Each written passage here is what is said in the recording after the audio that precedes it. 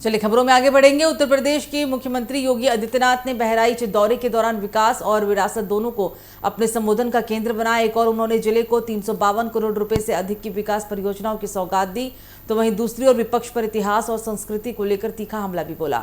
मुख्यमंत्री ने समाजवादी पार्टी और कांग्रेस पर आरोप लगाया कि उन्होंने भारत के वीर नायकों की उपेक्षा की और विदेशी आक्रांताओं का महिमा मंडन किया। ये बयान ऐसे समय में आया जब प्रदेश में राजनीतिक माहौल पहले से ही ज्यादा गर्म है। बहराइच के महसी और नानपारा क्षेत्र में आयोजित कार्यक्रम में मुख्यमंत्री ने सड़क, पेयजल, स्वास्थ्य, शिक्षा और अन्य बुनियादी सुविधाओं से जुड़ी 70 विकास परियोजनाओं का लोकार्पण और शिलान्यास किया।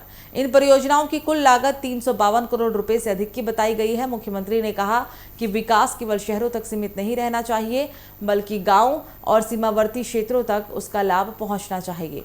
सरकार की कोशिश है कि हर जिले में आधारभूत सुविधाएं मजबूत हो और आम लोगों का जनजीवन आसान बने। अपने संबोधन में मुख्यमंत्री योगी आदित्यनाथ ने इतिहास का भी जिक्र किया। उन्होंने कहा कि स्वतंत्र भारत में सबसे पहले सम्मान महाराजा सुहेलदेव को मिलना चाहिए था, लेकिन कांग्रेस और समाजवादी पार्टी की सरकारों ने ऐसा नहीं किया। उन्होंने आरोप लगाया कि पिछली सरकारों ने महाराजा सुहेलदेव की जगह विदेशी आक्रांता सैयद सालार मसूद गाजी के नाम पर मेले आयोजित किए। मुख्यमंत्री ने कहा कि उनकी सरकार ने सत्ता में आने के बाद यह स्पष्ट कर दिया कि नए भारत और नए उत्तर प्रदेश में किसी विदेशी आक्रांता का महिमा मंडन नहीं किया जाएगा।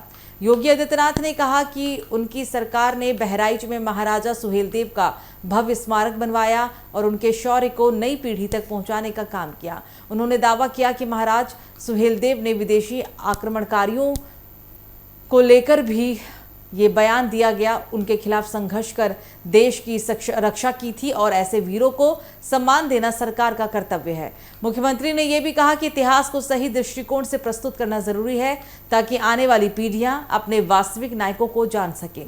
विकास कार्यों का जिक्र करते हुए मुख्यमंत्री ने कहा कि उत्तर प्रदेश में डबल इंजन सरकार लगातार आधारभूत ढांचे को मजबूत कर रही है। उन्होंने कहा कि सड़क सुरक्षा, स्वास्थ्य और पेयजल जैसी योजनाओं का सीधा लाभ आम जनता को मिल रहा है। सरकार का लक्ष्य है प्रदेश का कोई भी क्षेत्र विकास से वंचित ना रहे।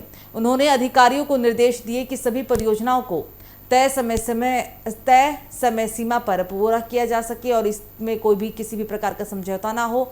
मुख्यमंत्री ने कानून व्यवस्था का भी जिक्र करते हुए कहा कि आज उत्तर प्रदेश में सुरक्षा का माहौल पहले से बेहतर हुआ है। उन्होंने दावा किया कि निवेश, रोजगार और विकास का रास्ता तभी मजबूत होता है जब कानून अपना काम करता है और जब कानून का राज हो। उन्होंने कहा कि सरकार अपराध और भ्रष्टाचार के खिलाफ सख्त नीति पर काम कर रही है और इसी वजह से प्रदेश में विकास की गति तेज हुई है।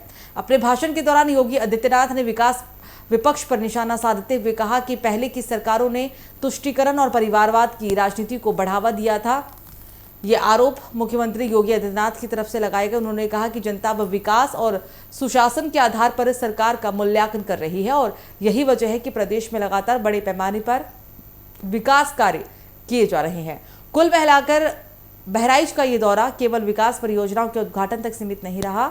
मुख्यमंत्री योगी आदित्यनाथ ने इस दौरान विकास का संदेश दिया, तो दूसरी ओर इतिहास, सांस्कृतिक विरासत और विपक्ष की राजनीति को लेकर अपनी सरकार का स्पष्ट भी रुख कर दिया। अब राजनीतिक नजरें इस बात पर रहेंगी कि विकास और विरासत इन दोनों पर छिड़ी ये बहस आने वाले समय में यूपी की राजनीति को किस दिशा में ले जाती है।